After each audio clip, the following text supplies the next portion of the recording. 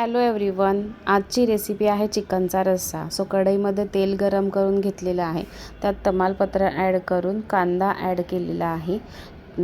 कांद्यामध्ये मीठ टाकून परतला तर कांदा लवकर परतला जातो. कांदा परतून झाल्यानंतर मी टोमॅटो ॲड करून तोही मऊ होईपर्यंत परतवून घेतले आहे. त्यानंतर त्याच्यामध्ये हिरवं वाटण टाकलेलं आहे मी, जे दरवेळेस रस्सा भाजीसाठी वापरते. त्याच्यामध्ये खोबरं, आलं, लसूण आणि कोथिंबीर टाकलेलं आहे आणि ते बारीक वाटण तयार केलेलं होतं.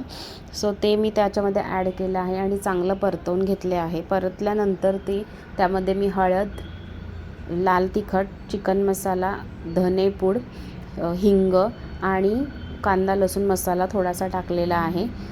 ती सगळे मसाले वाटणामध्ये पूर्ण मी मिक्स करून घेतले आहे. थोडंसं पाणी ॲड करून, जेणेकरून ते मसाले पूर्ण त्या वाटणामध्ये मिक्स होतील. वाटण मी छान परतवून घेतलेलं आहे. 2 ते 3 मिनटं त्याच्यावरती झाकण ठेवलं आणि तेल सुटेपर्यंत ते वाटण परतवून घेतलेलं आहे. त्यानंतर मी चिकन आधी शिजवलं होतं. मला आळणी पाणी बाजूला काढायचं होतं. मी चिकन शिजवलेलं होतं कुकरमध्ये.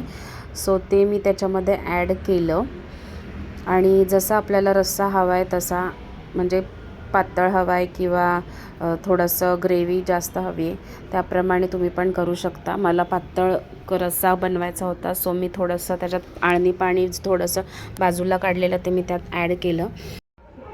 ते थोडंसं हलवून घेतलं आणि त्यात चवीनुसार मीठ टाकलं. आळणी पाण्यात थोडंसं मीठ होतं त्यामुळं थोडंच टाकलं मी आणि छान मिक्स करून उकळी आणायला ठेवलं. 2 ते 3 मिनटांनी त्याला उकळी छान सुटली होती. त्यानंतर त्यामध्ये मी कोथिंबीर टाकली वरून. मस्त तुम्हाला दिसतंच आहे रस्सा किती छान उकळत आहे आणि मस्त ग्रेव्ही, त्याला तर्री पण आलेली आहे. तुम्ही पण ट्राय करा.